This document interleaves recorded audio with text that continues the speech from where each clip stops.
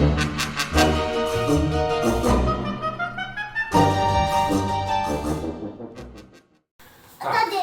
vás všechny vítám v pořadí u své druhé recenzi na mém YouTube kanále.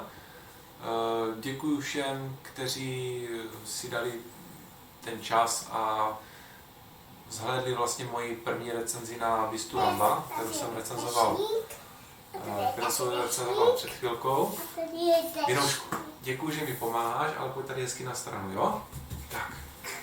No a teď tady máme vlastně, bude to asi docela krátké, protože já vím, co to je, vím, jak to vypadá a nevím, jestli to budu chtít celé rozbalovat. Mám to ještě v šipru, protože na rozdíl od Ramba tady není krabice od banánu, ale originální šipr. A jedná se vlastně o life size figurku, nebo řekněme panenku takovou, od společnosti Trigger Studios. A jedná se vlastně o postavu Gizma z filmu Gremlins. A konkrétně by to mělo být z Gremlins druhého dílu, čili nová generace. Já se přiznám, že co se týče Gizma, tak v tomhle případě mi je to celkem jedno, jestli to je první nebo druhý díl, protože přece jenom ten Gizmo za mě vypadal pořád stejně. A spíš mi šlo o to zpracování, kdy vlastně zase poměr cena výkon za mě mi to připadalo jako moc pěkná loutka.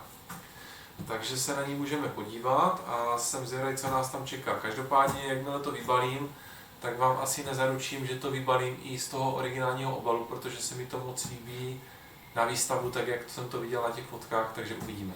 Takže můžeme přejít na detaily. Tak, jsme zpět a vrhneme se teda na samotný unboxing a zkusíme se podívat na nějaké detaily. Já teda možná toho Gizma asi vybalím a když prostě ho budu chtít mít vystaveného přímo v té krabici, kde se mi to celkem líbilo, tak ho tam zase schovám. On je tam stejně vlastně přitažený drátkem, takže ten drátek by se mi tam asi stejně nelíbil. Tak, já si tady vzhledem k tomu, že tady pořád poletuje ten malý sklíteček, schovám nožík. No, že ho nepotřebuju. Tak, musím teda říct, že krabice je velice lehká, jo, že opravdu nic to neváží. Tak, Vinošku, dívej, dám všechny ty polystyreny, já ti je dám a ty můžeš hodit do krabičky, jo? A stojí. Tak, hoď to tam, výborně. Děkuji za pomoc. Tak, takže. A to je Gizmo. To je Gizmo, no správně. Ten je jak živej, že? Jo, a ten umí hobit očima. No to víš, že jo, dívej se, jaký má krásný kukadla. A proto my ho teď vybalíme tady z té taštičky, tady z toho ochranného igelitu, ve kterém je vlastně. A podíváme se, jak vypadá. Jo. To musíme tady oddělat. Jo, je to ušatý. No je. Je strašně ušatý. Je ušatý. Jo, a On vždycky byl hrozně ušatý. jo, a teď super najednou. Tak, tady máme trošku problém s tím zalepou. Tak,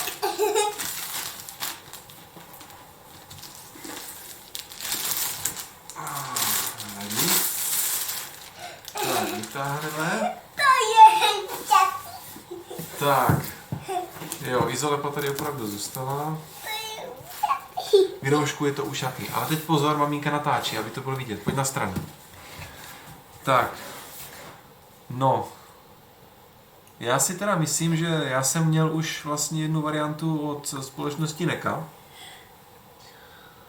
A tohle je tak o 3 levely výš. Samozřejmě je to pořád vidět, že jo, má to asi gumový nebo, nevím jestli gumový nebo plastový uši.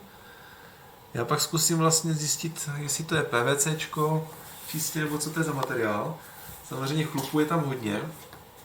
To je jeden z důvodů, proč ho chci mít určitě ve vitríně, anebo takhle, jak ho vidíte. A ono se to asi hodně leskne, že? Teďko. Leskne nebo ne? Jo. Co? Já se chci nasmívat. Tak. No. A teď vlastně, když se na to dívám, tak ten drátek tam ani není skoro vidět. Fakt je to skoro škoda vytahovat. Vypadá skvěle. No. podíváme se na celý ten box. Takže tady je teda, jo, z klasika z filmu, kterými pravidly je potřeba se řídit. To znamená nevystavovat přímému světlu, nenamočit a nekrmit po půlnoci. Což, jak víme, se minimálně 2krát nepovedlo. Tak, je to vlastně... Co tady ještě vidíme dál? No, krom tady toho, tak jsou tady samozřejmě tady ještě reklama, že vyšly další, řekněme už ti zlí, trošičku zmutovaní, mogvajové, jo, kde každý má vlastně nějaké své jméno. No jinak si myslím, že na té krabici už moc jako dalších věcí nenajdeme, je tady název teda filmu několikrát. A jenom, že to je teda Proprieta Mogwai, jakožto Gizma, je to Trigger Studios. No já si myslím, že to je úplně perfektní ho takhle vystavit. Ještě se podíváme na tu limitaci, možná jsem to říkal na začátku. Máme to někde na té krabici. Jo, 908 z 2000 kusů. No. Ty tak ušetý. Já nevím, mně se to nechce ani... Kdyby se to moc zlesklo, tak já bych ho vybaloval asi. Neleskne se to, jo? No. Já se na to mrknu.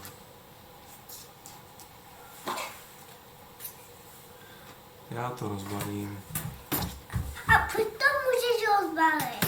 No tak, protože abych ukázal ostatním sběratelům, jak to vypadá, víš? A Z já všech to stran. chci taky vidět. Však to uvidíš. Musíš mě to nechat vybalit. Ne? No. Podíváme se na to, možná třeba necháme... Možná tam necháme přidělené. No? To je ušatý. Tak. To je ušatý. Ušatý. No, takže už teda, když to takhle chytím, tak to tělo je opravdu tvrdé, jo? Je to... Takže není to guma. Je to opravdu plast. Je to opravdu plast, což jsem strašně rád. Samozřejmě, jo, a dají se tomu polohovat trošku ručičky, už to vidím. Takže dá se jakože vystavit. A už vidím, že vlastně že je svázaný tady dole. Jo, a tady na vrchu taky, ale ten je teda tak blbě, to se musí, jo, už to vidím. Určitě zezadu přestřihnout. Takže jsou tam normálně 3 pásky. Tak já ti dám tohle. Trošku to mi nepomůže, já budu potřebovat nůžky, Aha. abych to vytáhnul ven.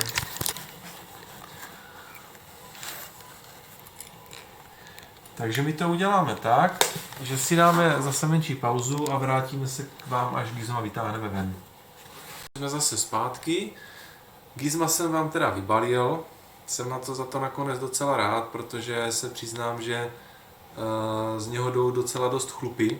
Jsou tam nějaké, které začaly pouštět, takže to bylo potřeba trošku vybrat. No a věc se má teda tak, že Gizmo má plastové uši, plastové dlaně i nožičky a celé tělo bude z nějaké právě asi gumy.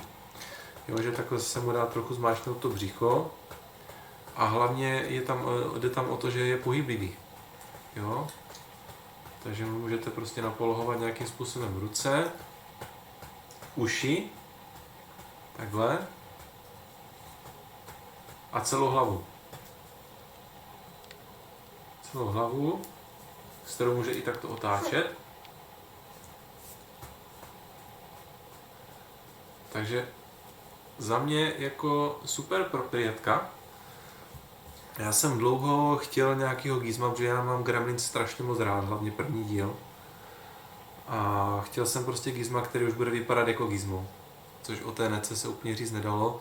Co se týče Medicomu, tak ten se mi strašně líbí, ale od Medicomu vlastně ta soška se asi dá říct, tak už se vyšplhala na docela astronomickou částku za tu dobu. Což už dneska nemá vůbec smysl kupovat. No a Trigger Treat, jako říkám, je to furt taková sice panenka, ale už se prostě blížíme k tomu, že to dost připomíná minimálně jako, když se člověk podívá zblízka, tak tam fakt vidí, že to je Gizmo, že to není úplná panenka. Myslím si, že má, i když je to asi ruční malba, tak bych řekl, že má velice pěkně udělané ty oči, veliké oči. Je tam krásně vidět vlastně kolem té pusy, jo, že je to prostě rozeznatelné, že to je fakt gizmo, jo, že když si to člověk vystaví do vitríny a nebude se na to dívat z 10 cm, tak si myslím, že jako za mě je to úplně super, jo. Jsou tady vidět nehty na těch prstech jednotlivé, stejně tak na nohách. Jo, dokonce tady takhle má hezky zvrásněná ta chodidla, ani na to se nezapomnělo, teď jsem trošku ťuknul ouškem, ale to nevadí. No, a tak zezadu prostě tam toho už moc nevidíte, je to prostě fakt takový ten klasický chlupáč. Možná tady má trošičku víc splacetělou tu hlavu, ale to nevím, to se asi bude dát ještě načechrat. Přece jenom kdyby to byl Stripe, tak by tam měl pěkný proužek. Ale je to gizmo, takže vypadá tak, jak vypadá. Jako, já myslím, že super.